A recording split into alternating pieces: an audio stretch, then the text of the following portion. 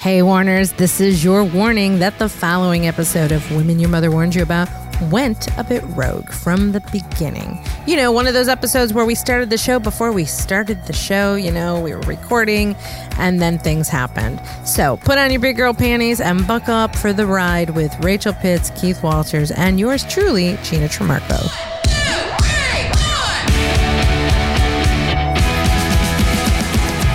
Hovering on the red dot is a good thing, so let me get back to...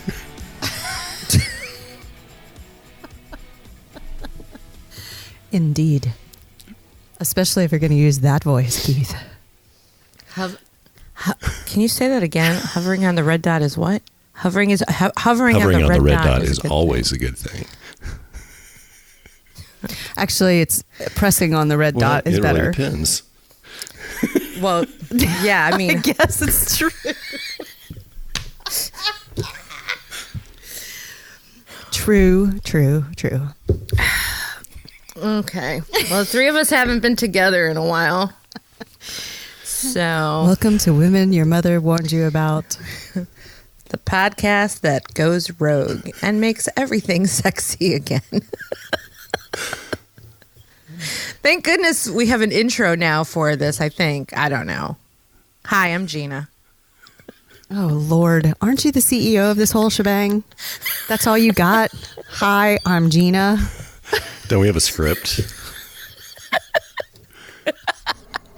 I threw the scripts out because we go so rogue, so... Well, let me start. My name is Rachel. Why don't you start? Yes. I'm Rachel Pitts, mommy, wifey, and realtor turned loan officer with U.S. Mortgage. And... this is Gina Tremarco. I guess now I'm CEO of the Women Your Mother Warned You About, but I also own Carolina Improv and Pivot 10 Results. I will help you shift your people problems to performance results, and that's all. Hi, I'm Keith Walters. I am the counterpoint here, and I build great businesses. And get it. And on the weekends, he does a Barry White impersonation. Oh. Strange. Ironically enough, tonight I'm swinging into Legends in Concert, and Barry White opens the show. Oh, that's You're wild. swinging. Yeah. What? You swing into the show. A swing dancer is the substitute. Oh, yeah. Okay. I was thinking something else when I'm swinging. sure you were. Of course, you were thinking of that. I've had a very naughty mind lately. I don't know what's going on with me.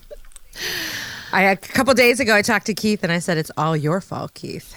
We'll just leave it at that. It's not a bad thing. What? Though, There's honestly. no fault. I think, thing. when I run it, whenever I meet someone who's really uptight and stressed out, I pretty much immediately go, they probably should have some more sex more often, or at least have some. They probably wouldn't be such a stick in the mud. Well, yeah. Honestly, I honestly think that about people.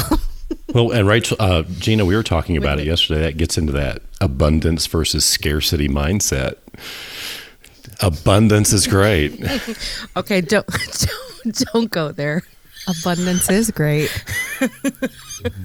Abundance is great. Now that we've all repeated it. Maybe that should be the theme of the show. Abundance is great. That's a great theme. We all make our own abundance. So, and I definitely could talk about abundance for a while, for sure. Especially when people, addressing those that live in the scarcity mentality. The abundance thing is way more successful. I like the abundance theme, and we can weave in everything else going on. Because I really want to talk about Keith's Costa Rica trip. Why do you laugh at that every time we bring it up? Like, it sounds like something. Oh, nothing devilish went on. It was actually the longest time I've ever been away, a month, and it was total relaxation, total separation from reality of our world. So it was great. I experimented with a lot of new things. You know what? I think he was actually experimenting on the last recording. Do you remember? Do you remember, Rachel? We're like, look at his face. Well, he admitted it. He had been experimenting with some sort of mood enhancement. I mean, it wasn't like it was some sort of mood enhancement thing that was not completely extreme. It was just making you smile. Yeah, that was actually a chocolate derivative. It was actually raw cacao is what it was that's with right. that morning. And it has a chemical in it called theobromine, which really can make you smile. Yeah. Which can I order you can that order on Amazon? actually raw cacao. Well, I've ordered raw cacao, and I always want to go cacao. Yeah, order cacao. raw cacao and then grind some up and put it in some hot water and make kind of this cacao. And it's got this theobromine. Yeah, as long as it's thing in raw, it? when they roast cacao, the theobromine turns to caffeine. Okay. Well, tell us briefly, just for fun, what's the name of the place that you were visiting in Costa Rica, and what was the general premise of the experience? Yeah, so we visited a health retreat in the mountains of the Pacific Mountains of Costa Rica called Finca de Vida, which means farm of life. And it's run by this couple out of Atlanta, and they started it because they were both suffering some health problems. And it's about a 40-acre remote retreat, has a max capacity of about 14 or 16 guests. It's geared toward budget travelers, which was really interesting. And it's just this absolutely beautiful, totally remote retreat. And it's vegan eating, which was totally new to me and kind of scary. And a lot of meditation and sun worshiping. And as the guy who, the guy who, Brian, of Brian and Jody, who own it, always makes fun of what they do, calls it hippy dippy woo woo stuff, and it's a little bit of that. But it was absolutely fantastic. Went for 3 weeks without wearing shoes most of the time, connecting to the earth. Connecting to the earth. Grounding at 9.7 megahertz. And then, incredible food. I'd never eaten vegan before. They had 3 people that worked there. One of them was this young Italian lady who was the chef, a former sommelier who decided to check out. Her name was Sophia, and the most amazing vegan chef. The food was just incredible. So I ate and dropped some weight that I didn't need to drop, and just had a great time, very relaxed. What was the thing that got you to take Well, I this went trip? with a friend of mine, and she had been there before for a health reason. She had some pretty serious stomach-related illness, and so she needed to get away and kind of change her diet and then address some other things going on in her life at the time, some marriage things. And so she went there a couple of years ago for 5 weeks and just really loved it, fell in love with the place, and then really got to know the owners really well. And she had been talking to me about it, and it was just, I've always wanted to go to Costa Rica. I've been there, but really wanted to go and spend some more time. So it was just a great place to go.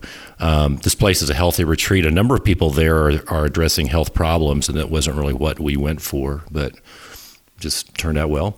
And then spent a week on the other side of Costa Rica at the end of the road, close to Panama, in a little beach town. So it was wild. Very relaxing.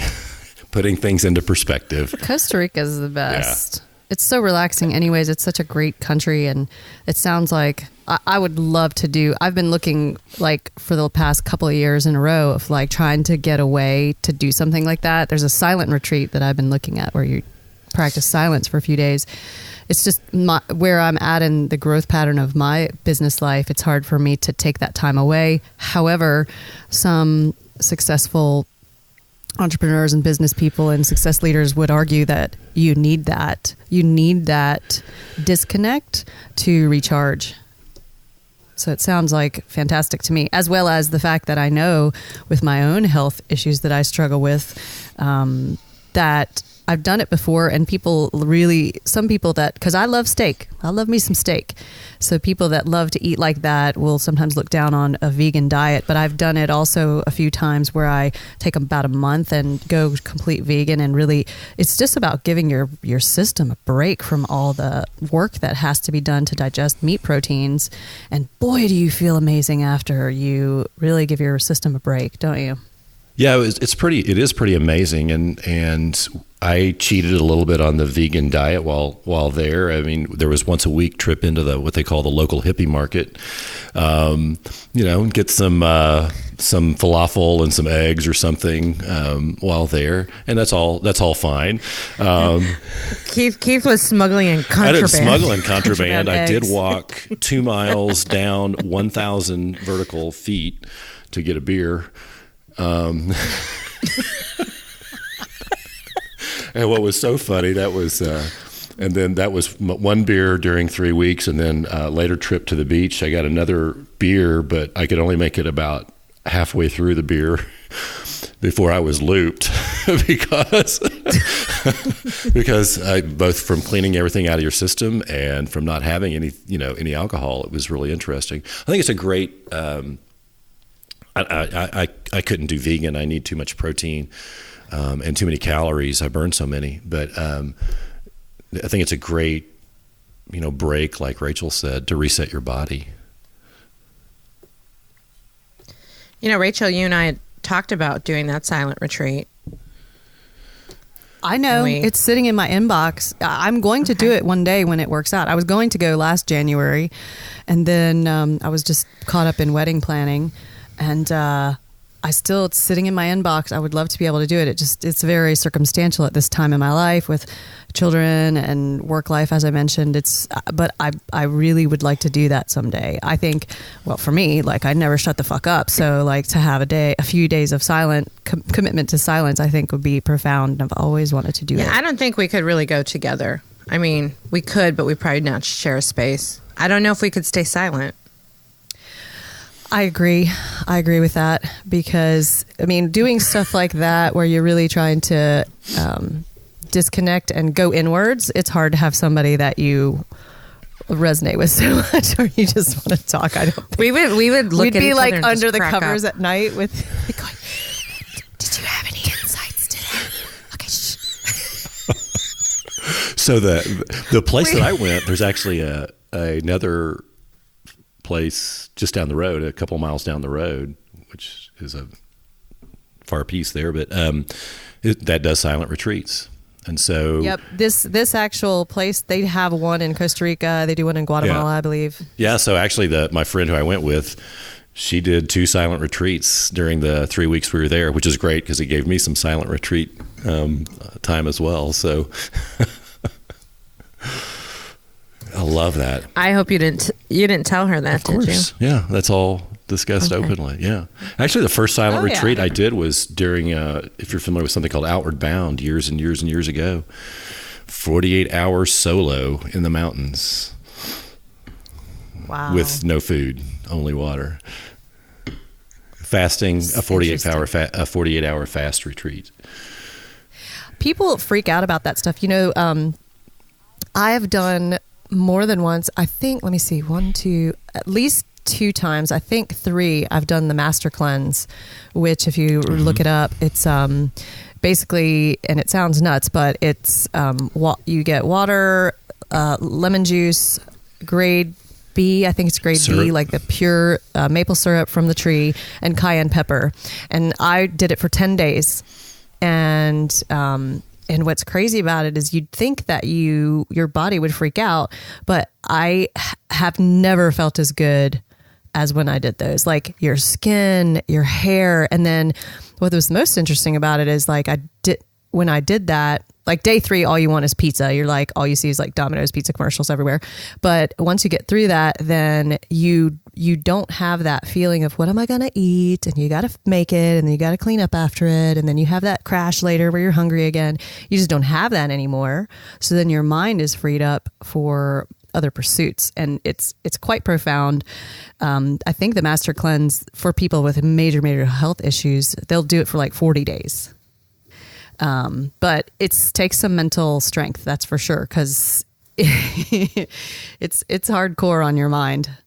But I did it. The second time I did it, I was doing a show at Caesars Atlantic City, so I was not running out of energy either. I was doing a show, maybe 2 shows a night while I did it.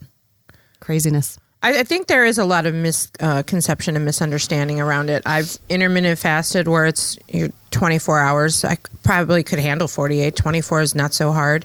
Or the juice cleanse, and all you're doing is juice for 3 days. It's all mental. And you're thinking about pizza. Yeah. It is all completely mental. Like by day 2 on a juice cleanse, I'm a little high, and by day 3, I'm really euphoric. Mm-hmm. And then you're like, oh, I could just keep doing this. Why eat? Yep. Well, the other thing about it is if you look back, and especially I'm so into Dave Asprey's stuff right now with biohacking, and when you think about humans in caveman times, which I always go back to the caveman times because that's really the foundation. Like they would eat, and then it might be a while before they ate again. And so that's why the intermittent fasting thing is so powerful, because that's how humans actually are made. We're fucking spoiled, rotten, disgusting, gluttonous humans in the United States that we just think that we should be having a huge giant meal every couple hours. It's just not so. It's not how humans were created. We are not meant to carry that much excess weight that we all, a lot of us carry around. It's just not meant to be. We're meant to run from things, save our hides, and survive, I think more of us would lose more weight if we had dinosaurs chasing us. For sure. Well, or not. That could be a whole new business idea. Or not. Or the dinosaur would get your ass. Keith loves when I have big ideas. I'm not sure about that one. Well, you know what? You could hire some people to wear those Tyrannosaurus Rex outfits to chase. Yeah, see? It's a whole new diet craze. I think it would work. Well, the bottom line is it takes mental strength to do some extreme things, that if you really want to change. And that's the thing. I actually did an Instagram post related to this morning that was like, if it doesn't challenge you, it doesn't change you, is the quote. And people love to be like, I'm just not losing weight. And sometimes it's a hormonal thing, but a lot of times it's just what you're shoving down your face. And people aren't really actually willing to admit, what are you eating? What are you drinking? Even more importantly, because I had a lot of people when I was training them, they'd rather give up sex, air, and sleep before they'd give up their alcohol. And that's like a big waste of calories. You got to get realistic about it. Don't give up sex. It's crazy. I'm telling you, I had women tell me that. I'd rather give up sex, air, and sleep before I give up my white wine. I'd be like, all right, well, then your ass will be big for a while. It's your choice. It's all about choices. Hey, Warners, you have probably heard me talk on several occasions about how much I love wearing red lipstick. Lipstick is just one of those things that makes me feel good about how I look, and sometimes a little extra enhancement to my lips from Dermavogue doesn't hurt either. I've known Dr. Jim Turek of Dermavogue for years. He is not only my doctor who keeps my body healthy, he and his Dermavogue team keep my face looking healthy and maybe a little younger. Maybe. I mean, I love it when people say something looks different about your face, but they can't really tell because that's really what you want. You want to go to a place that makes your face look as good and it makes people wonder what happened. So what's really cool about Dermavogue being our premier sponsor of this show is the fact that I'm a client, and I was a client before they became a partner of the show. So we're excited about that. Dermavogue has been offering the greater Myrtle Beach area the best in cosmetic and aesthetic dermatology since 2003. Opened by Dr. James Turek, Dermavogue combines expert medical knowledge with cutting-edge technology, bringing you the most effective, flawless solutions to any skincare or cosmetic need. Their patients enjoy only the absolute best in laser technology, including photodynamic laser therapy, hydrofacials, and V-beam laser treatments, as well as the latest fillers such as Botox, skin peels, facials, and more. At Dermavogue, they engage you in the process of total body health to ensure your satisfaction with their comprehensive selection of the most up-to-date, non-invasive cosmetic, dermatology, and spa treatments. It's human nature to want to look your best, right? Let Dermavogue help you get there. Schedule your consultation today by calling 843-357-2444 or visit dermavogue.com and tell them that the women your mother warned you about sent you. You can also find them on our website. Go check it out. I want to ask Keith this. Did you come back? Well, first of all, did you do any work while you were in Costa Rica? Well, I podcasted. Is that work? Anything aside from podcasting? Aside from your executive producer duties. I did not do a lot of work. I had to keep up with a few client needs, but I pushed off most of the work-related things until I got back. Did you plan ahead in that capacity? Like, hey, everybody, I'll be gone. Mm-hmm. Yeah, I planned ahead and then set up things post. And then if there were a few emergencies, or not emergencies, but short-term things, calls that came up. But for the most part, I disconnected. It was purposeful. And when you came back, did you find you had a different energy or a different momentum? Like, was there something different going back into the world and business as a result? Yeah, I think anytime you take a really disconnected vacation or getaway, when you come back, you have a different perspective about what is important. What was one of the things that the trip ended with a little over a week on the Caribbean side in a little cabin on the beach that just turned out to be gorgeous, on a gorgeous property 40 yards off the beach. And I think I told you guys, I think I paid $60 or $70 a night to stay in this place, and it was full kitchen and a king size bed and a bathroom, but it was a little cabin on an acre lot. Walk right out onto the beach, and then I pinged the folks about, what if I rented it for longer? How much would it cost? And I got them down to $23.75 a night. Wow. So what it kind of puts into perspective is I didn't have a car. I had this old beater bicycle that we were getting around on, and just go to the grocery or the market and get what you need. And it's a different perspective. It's a very fun, fulfilling time, but you don't need all the other shit that we carry around. And so that's a different, coming back, that's a different perspective about what's important and what's not important. Did you change anything about your life or lifestyle as a result of different perspective? I don't know that I did, because I already lead a fairly relaxed life. Like, I'm so grateful. But it did. It gets back to a little bit of the health and the cleanse and all those things.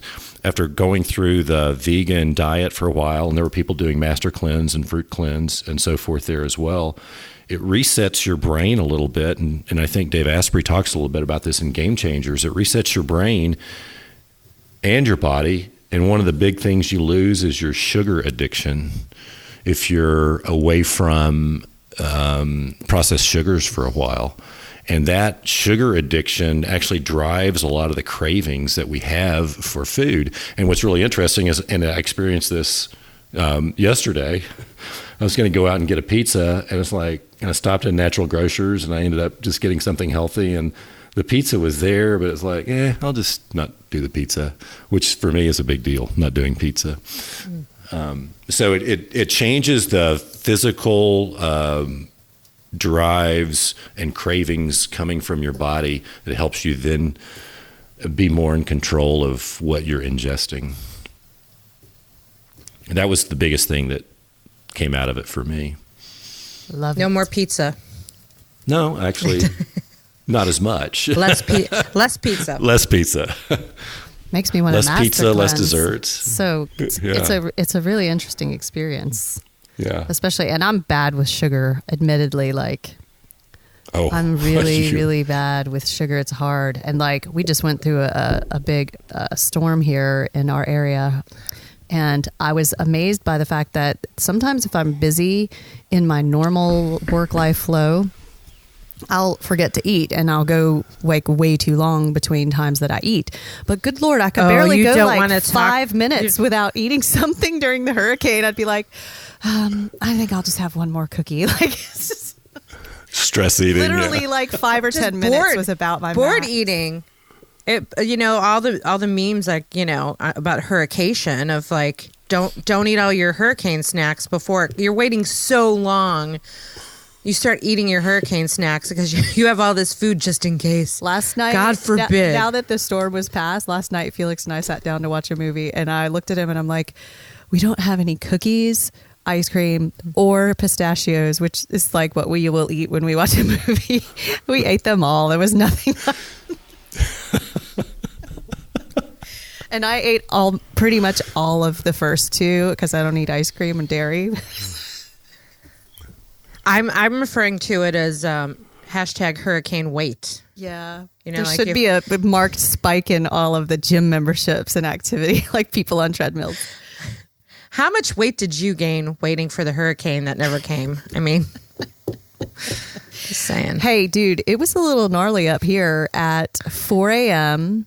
or 4:45. Yeah, that's when the winds came in. Well, Wednesday morning, there was a tornado that was literally right by you. Less than a half mile away from us. And I woke up and it sounded literally, because you're, tired, it's 4 o'clock in the morning, you're asleep. And I woke up and I was like, what in the world? I was like, is that the wind or the rain? Like, it was literally the sound of a freight train. And we didn't realize until like we were laying there listening to it going, goodness gracious. And Felix busted out Facebook, and there was a meteorologist live talking about the fact that there's a tornado. And he was like, wait a second, that's right there. Like really close. So we were grateful that it didn't come any closer, but that was for some scary stuff. Spooky. More not scary as much as like spooky.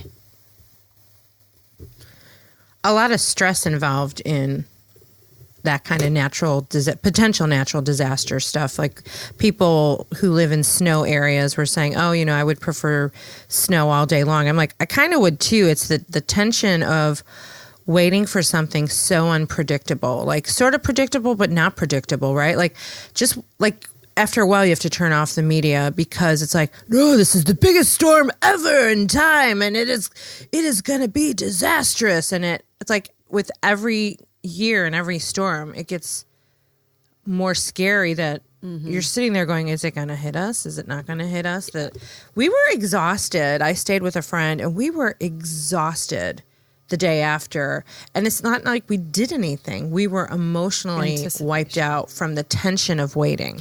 Yeah, because when that tornado thing happened with us, that was at 4 o'clock in the morning. And then I was awake, and then we were supposed to get the worst of it later in the day. So then you're like anticipating is what's going to happen.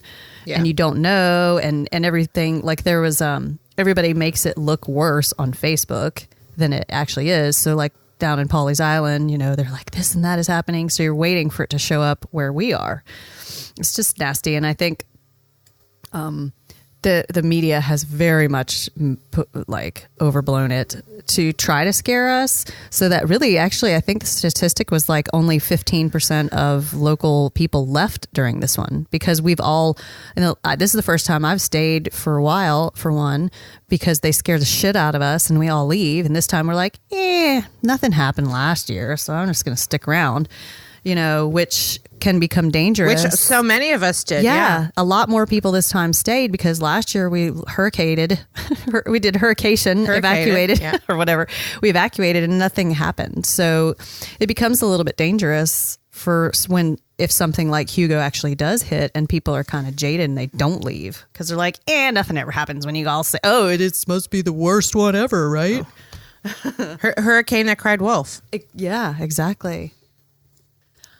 And it's a very real threat because the Bahamas, what they're experiencing down there, or allegedly, is it really as bad as we're being told by the media? I don't know, or are they just showing us all the footage that you see is one section that's devastated and it sounds like it's horrible.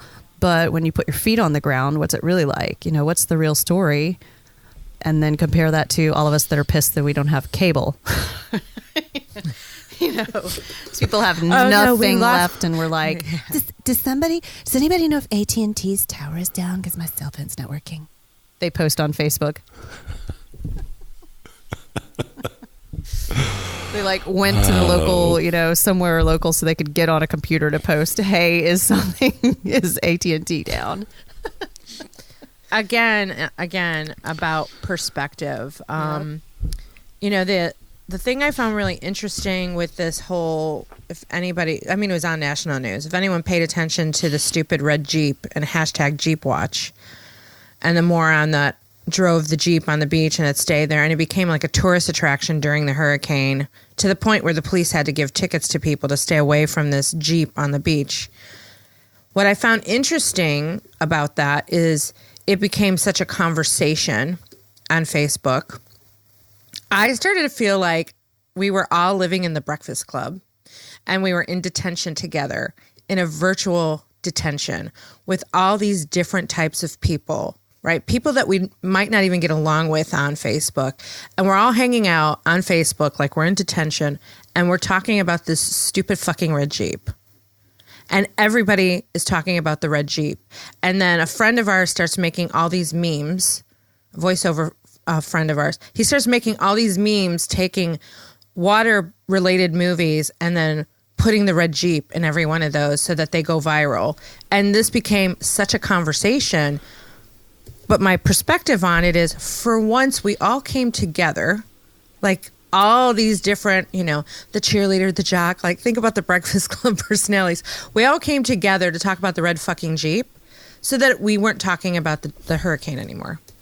Because of the negativity that the media is putting on us, let's talk about this stupid red Jeep. Well, the hurricane or the politics or everything else that just drives just negative. Yeah. I think Legends in Concert missed out on an opportunity to get that red Jeep towed over and stick it in front of the theater like the Blues Brothers car. Yes. I bet it's going. I mean, here's the question. Is it going to be like worth nothing, or are people going to start a bidding war on getting this hold of this red Jeep to display it in different places? You know what I mean? The owner is smart. Exactly. If the owner is smart, he will capitalize on it. But so far, he's not revealed his identity. Yeah, they know who it is. The owner said it's totaled, and they took it to the Jeep dealer. It's at the Jeep dealer right now. Oh, we could go get a picture. The CNN interviewed. Yeah. What's that, Keith? I just pulled up an article. It looks like CNN interviewed the Jeep owner. Yeah.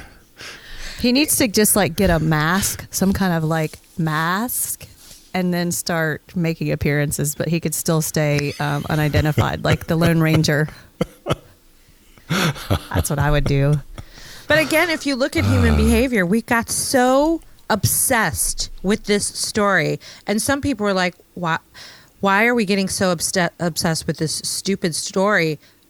But again, it's like you need that distraction from all the noise going on around you. I mean, when they towed it away, that some guy came out to play Amazing Grace on bagpipes as they were towing it away.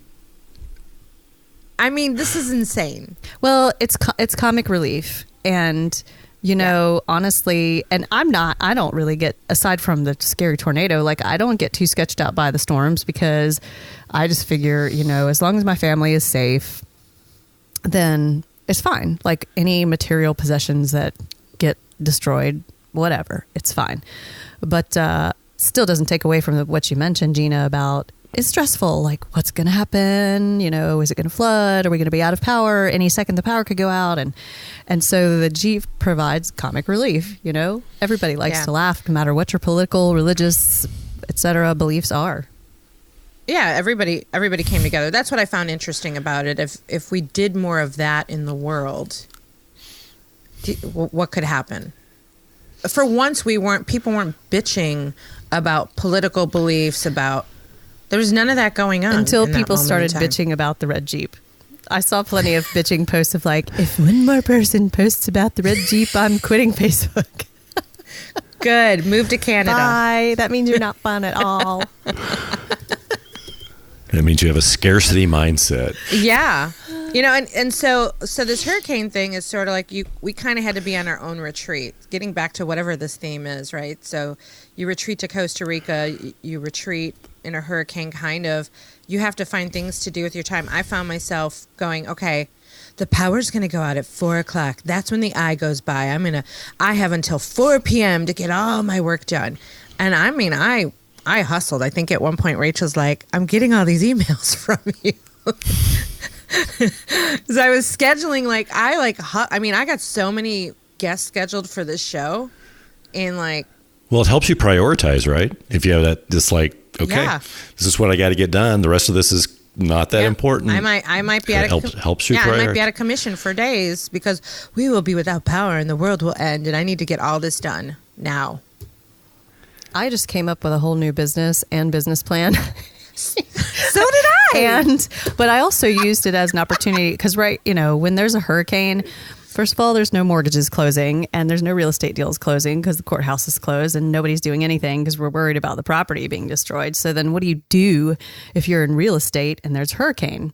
Well, there is still something you can do. I created a graphic that I shamelessly ripped off of you, Gina, and Canva. What? What did you rip off of me? The hurricane season thing. And I just came up with a graphic that basically wished for you and your family to safely come through the hurricane. Call me if you need me. And sent that to every single person in my database. Brilliant. Just to, not that, and yes, it is a marketing thing. It was on purpose because my logo was on there. But it's a touch point. And also it's genuinely, the way that I see the world is genuinely sending out love and care into the universe. I do care about all these people and I do care about their safety, and putting that out into the world actually creates positive energy and abundance in my life rather than just worrying about my own things and my own shit. But really, honestly, if any single one of those people responded and said, hey, I need your help, I'd go and help them. So it was also something for me to do with my time since, I was stir crazy of how can I keep my ball moving down the field in business, even though this is all going on. So there's always a way to use something for positive communication with people and reaching out. Hey, are you guys leaving? Are you guys staying? That's, people love to talk about that around here. What are you going to do? And then they'll talk all day. Well, toward that point, like a forced retreat like you just did, or a planned retreat or a vacation where you get away, your brainwave pattern changes some because you can't focus on what you're normally doing. And so that's when big ideas can come. That's when a change of pattern. If you're always doing the same thing all the time, you're not going to see and you're not going to reflect or have these different ideas come to you. So that can be some of the most creative time. And I think people ought to plan for it. One of the things back in a former business, we were looking at buying other businesses.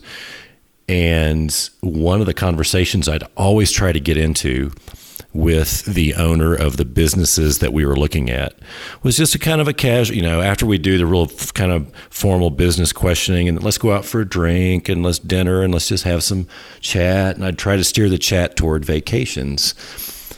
And I'd always try to get to the conversation about learning about the last vacation that the owner CEO took. And some owner CEOs would talk about, I never get a chance to take vacation. It's always so busy. And some owner CEOs would talk about, I go on vacation, but I'm on the phone all the time. And then some owner CEOs would talk about going on vacation, totally escaping and disconnecting and then coming back. And we would not look at buying businesses where the owner CEO couldn't get away. Because in a business where the owner CEO can't get away means you don't have systems, you don't have people you trust. You're running the business instead of the business running through just good process, and it's an indication of a poorly run business. That's a great nugget right there. Yeah, so I think those owner CEOs who are getting away when they're on vacation, they're coming up with these ideas when they come back that just then can make fundamental changes to the business and step it forward. So, and Dave, you mentioned Dave Asprey, Rachel, that book Game Changers. If you is that the book you're referring to, and his other books, and his podcast Bulletproof, but he gets into this some as well. He's just got so many great ideas in there, but you've got to step away.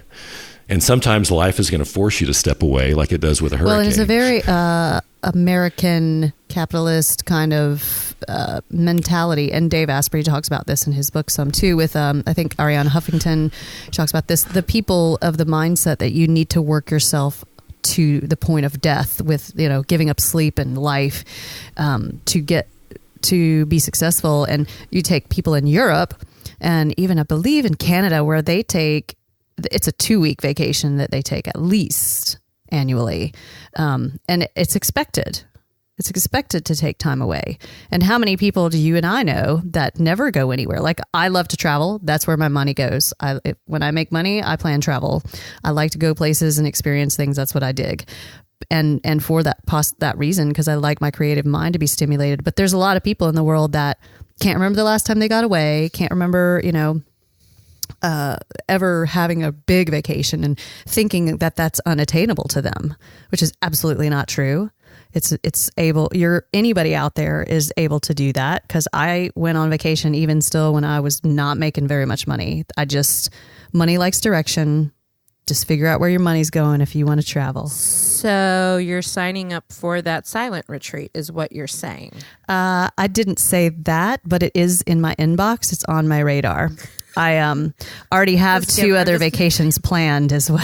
It depends on a couple of major factors. And the main reason is, can I do that one as well? It's a matter of if I want to. Couldn't help myself. Yeah. Hey man, it's sitting in my inbox for me to decide if it's in the cards. There's a couple of major things about to happen that'll decide if I can or not. Okay. So as we wrap up this rogue episode of Women Your Mother Warned You About, one question I would have for both of you, suggestions for our listeners. So if you can't go to Costa Rica and you don't feel like hurricating, who really wants to hurricane? What are some other things that people can do to create that escape, retreat opportunity for themselves to re-energize, recharge? Thoughts? You can put yourself on your own silent retreat. I mean, this would be a great challenge to give to myself is turn off your phone for a day or a weekend. And set up, if you can't afford to go somewhere, stay home. Do a staycation and turn off your phone for the weekend and, do more nurturing things for yourself and your family. And for someone who's going to say, but Rachel, you don't understand. I have kids and I can't stay home and do that. My husband's going to do this and da-da-da-da-da-da. Find a friend. Like, find a friend. Like, hey, can I hang out at your place for the weekend? Keith's always he always looks like the cat that swallowed the canary, and you don't know what's going to come out of his mouth. Or hang it, or do your silent retreat or your technology-free retreat with your kids and learn something about them. I like that. Take their technology away. But I think, it's not about the money. It doesn't cost that much. I think just get away from your place, I think, is important. Turn off all the technology and just see what happens. Get out and explore. We're blessed to live in a country where it's so easy to move about and you can get places fairly easily.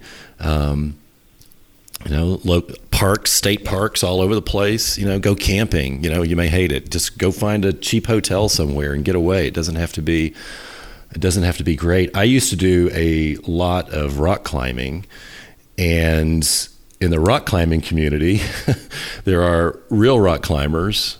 And if you've watched, what's his name? Alex, he had the movie out recently, Free Solo, and it shows a bit of it. But the real rock climbers are out there and they're living out of the car and just kind of, drifting around. And that's called dirtbagging. And and basically dirtbagging is where you just head out and you live off of what you can. And So it was really fun. Back when I used to climb, I had means to get hotel rooms or, eat good meals or whatever. But instead, you just hang out in dirtbag and you learn what little you really need in order to enjoy yourself. And then I love being in the mountains and on the rocks, and that's so mind freeing. And oftentimes when I'm out in the mountains and the rocks, technology is available, cell signals, but I tell everybody it's not. So, and then I turn my phone off, except for the camera. There we go. But it doesn't take a lot. You don't have to go to a $1,000 a night retreat. Locally, place to get away. The Grand Strand, there's a place called the Mayor, I don't know if I'm pronouncing it. Mayor Baba. Mayor Baba, his spiritual center is right there. I don't believe it costs you anything to get in. Maybe a donation, but it's right there, and it's a peaceful place. You have to know a member to get you in, but they will. It's so easy to make that happen. And they have cabins there, and you can actually retreat there really inexpensively. That's a good reminder. Yeah. I think I'm going to do that. I've been checking it out, actually, because somebody sent it to me the other day when I posted something about peace and quiet, and they sent it to me. I bet Peter did. He did. That was him. Oh, it was Peter, wasn't it? The other thing is, lastly, going back to Keith's experience in Costa Rica, if you're feeling out of sorts in any way, there's a good chance, because your gut is connected so much to your brain, that what you're putting into your body could be affecting your emotional and mental state. So maybe consider a juice cleanse. You could talk to our great friend Leslie at Be Well Meals to do a juice cleanse, or you could put yourself on a master cleanse, or you could just take some time to eat better. It makes such a huge, huge difference. We want to make a difference in the size of our butt sometimes, but a lot of times it makes a huge, huge difference in your mental state as well. Yeah, because you're changing your chemicals in your body, and that's going to rewire your brain right there. The one thing I want to add, because you guys have taken all my ideas, I'm just kidding. The one thing I want to add, this came up previously. The comment, Rachel, you made about challenge. If there's no challenge, there's no change. I think we talked a little bit about doing things that scare us, like having to eat only vegan meals when you're a meat eater, right? You're doing things that are a little bit out of your norm, and you're changing. If you change some of the pattern of what you do, even if you can't retreat, just making a simple change or doing something that scares you rewires you and opens your brain. Like, I'm doing this, by the time this airs, I will have already been in prison in Indiana with our previous guest, Michelle Sirocco. So I'm going to put it out there. I mean, I will have already done this when this episode comes out, but I'm scared as shit. I'm a little scared to go. It hit me after I did my paperwork, because you have to do all this background stuff, and then they send you like all this like stuff you need to know, and and what not to bring in and what to leave in your car and lock things away. And then I started reading articles about how to bring improv into prisons, and I'm reading all these stories about they give you a device in case someone jumps you, and I'm like, whoa, what did I just sign up to do? Because you're teaching. Yes. A class inside the prison, right? I'm teaching not just visiting. 100 women. I will be in like a general population with 100 women. You need to learn how to say Gen Pop. Yeah. So I'm scared. So the point is, I'm happy that I'm scared, because I haven't done anything that scary lately. I've been complacent on taking more risks. I think a lot of people get there not willing to, or denigrate things that, like, I could have looked at this retreat and it's vegan and gone, okay, I don't do vegan. Yeah. But, and I'll argue right now, I don't think vegan is the healthiest diet long term. But how can I argue that if I've never experienced it? So at the very least, I had to go experience it. And even if I expected to hate it, I needed to go experience it. So I kind of knew what it was about. Open yourself up to the things that, you're not comfortable doing, or you really truly believe are not things you can or want to do, and do it anyway. That's my tidbit for you. So it's time to what? Good luck, Gina. Good luck. Take a shank. Notice I'm not commenting on that, and that's because I can't go somewhere like that because they might not let me leave. They might not let me leave. I don't know. I'd be afraid they might see into my soul and be like, you know what? You need to stick around, kiddo. You need to stay here for a while. So I'm sure there will be an episode about my experience. I think that sounds great. That'll be a good episode. So it's time to wrap up this show that was about retreating. I think that's the theme we came up with on this rogue episode. Does that sound right? I don't know. Maybe Doug will come up with something creative for us. We're going to get ready to hover over the red dot and then push the red dot. Yeah, that is correct. For anybody wondering what the hell we're talking about, it's as much of an innuendo it is we're talking about our recording system, the red dot. So let's wrap up. Thank you, Warners, for listening to this rogue episode of Women Your Mother Warned You About. I'm Gina Tremarco. If you want to know more about me, go to GinaTremarco.com. And to learn more about Rachel, you can find me, Rachel Pitts, all over social media as Rachel on Real Estate. And of course, you can find all of our links to our social media sites on our website, womenyourmotherwarnedyouabout.com. Keith, any thoughts? Keith? Well, you can find my one social media LinkedIn link at that wonderful website, womenyourmotherwarnedyouabout.com, and connect with me that way. And if you do connect with me that way, let me know that you are connecting because you listen to the show. And send Keith some vegan recipes because he would love that.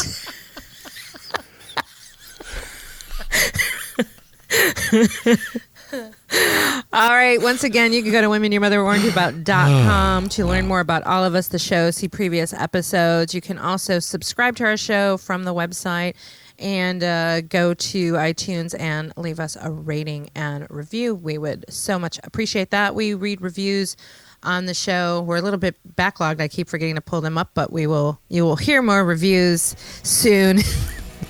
Backlogged, not a good word. Okay. So anyway, that's it. We're out of here. Sayonara. Say goodbye. Bye, Keith. Goodbye. Bye, ladies. Hit the red dot.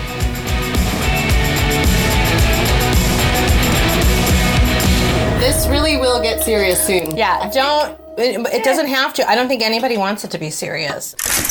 This has been a presentation of the Sell or Die Network. For more podcasts that you can take out into the street and turn into money, visit sellerdienetwork.com.